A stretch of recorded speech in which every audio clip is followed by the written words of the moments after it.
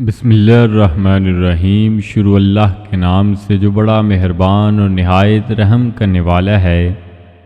حضرت عمر بن خطاب رضی اللہ تعالیٰ عنہ سے روایت ہے کہ ایک دن ہم صحابہ رسول اللہ صلی اللہ علیہ وآلہ وسلم کی خدمت میں حاضر تھے کہ اچانک ایک شخص سامنے آیا جس کے کپڑے نہایت سفید اور بال بہت ہی زیادہ سیاہ تھے، اور اس شخص پر سفر کا کوئی اثر بھی معلوم نہیں ہوتا تھا کہ وہ کوئی مسافر ہو جو باہر سے آیا ہو، اور نہ ہی ہم میں سے کوئی اس آنے والے کو پہچانتا تھا، یعنی وہ اس علاقے کا نہیں تھا۔ وہ شخص رسول اللہ صلی اللہ علیہ وآلہ وسلم کے سامنے آ کر بیٹھ گیا، ایسے کہ اپنے گھٹنے رسول اللہ صلی اللہ علیہ وآلہ وسلم کے گھٹنوں سے ملا دیے اور اپنے ہاتھ حضور پاک صلی اللہ علیہ وآلہ وسلم کی رانوں پر رکھ دیے اور کہا کہ اے محمد صلی اللہ علیہ وآلہ وسلم، مجھے بتائیے کہ اسلام کیا ہے۔ آپ صلی اللہ علیہ وآلہ وسلم نے فرمایا، اسلام یہ ہے کہ تم شہادت دو کہ اللہ کے سوا کوئی عبادت کے لائق نہیں اور محمد صلی اللہ علیہ وآلہ وسلم اللہ کے رسول ہیں۔ نماز قائم کرو، زکوٰۃ ادا کرو، رمضان کے روزے رکھو، اور اگر حج بیت اللہ جانے کا خرچ پاس ہو تو حج کرو۔ اس شخص نے آپ کا یہ جواب سن کر کہا، آپ صلی اللہ علیہ وآلہ وسلم نے سچ فرمایا۔ حضرت عمر رضی اللہ تعالیٰ عنہ کہتے ہیں کہ اس پر ہمیں حیرت ہوئی کہ یہ شخص سوال بھی کرتا ہے اور پھر آپ صلی اللہ علیہ وآلہ وسلم کے جواب کی تصدیق بھی کرتا ہے، جیسے ان باتوں کو پہلے سے ہی جانتا ہو۔ پھر وہ شخص بولا، اے محمد صلی اللہ علیہ وآلہ وسلم، اب مجھے ایمان کے بارے میں بتائیے کہ ایمان کیا ہے۔ آپ صلی اللہ علیہ وآلہ وسلم نے فرمایا، ایمان یہ ہے کہ تم اللہ کو، اس کے فرشتوں، اس کی کتابوں، اس کے رسولوں، قیامت کے دن کو دل سے مانو اور اس بات پر یقین رکھو کہ برا یا بھلا جو کچھ پیش آتا ہے وہ سب تقدیر کے مطابق ہے۔ اس شخص نے آپ کا یہ جواب سن کر کہا، آپ صلی اللہ علیہ وآلہ وسلم نے سچ فرمایا۔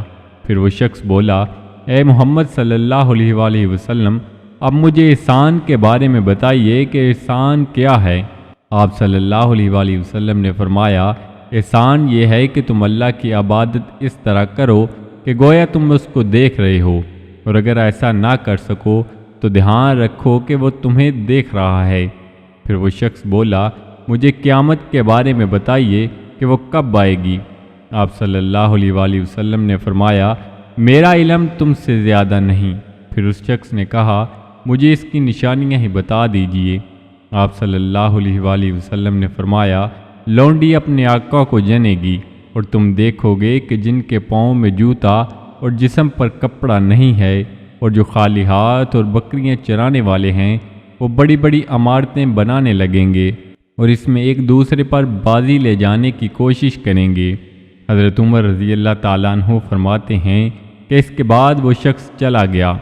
پھر آپ صلی اللہ علیہ وآلہ وسلم نے فرمایا، اے عمر، کیا تمہیں معلوم ہے کہ وہ سوال کرنے والا شخص کون تھا؟ میں نے عرض کی، اللہ اور اس کے رسول ہی زیادہ جانتے ہیں۔ آپ صلی اللہ علیہ وآلہ وسلم نے فرمایا کہ یہ جبرائیل علیہ السلام تھے جو تمہاری اس مجلس میں اس لیے آئے تھے کہ تم لوگوں کو تمہارا دین سکھا دیں۔ حضرت عبداللہ بن مسعود رضی اللہ تعالیٰ عنہ بیان کرتے ہیں کہ حضور اکرم صلی اللہ علیہ وآلہ وسلم نے فرمایا، کیا میں تمہیں بتاؤں کہ آگ کس پر حرام ہے؟ وہ حرام ہے ہر اس شخص پر جو اللہ اور اس کے بندوں سے قریب ہے، ان سے اچھا سلوک کرتا ہے، ملائمت رکھتا ہے اور ان کے لیے سہولت مہیا کرتا ہے۔ اللہ پاک سے دعا ہے کہ اللہ پاک ہم سب کو صراط مستقیم پر چل کر زندگی بسر کرنے کی توفیق عطا فرمائے، آمین۔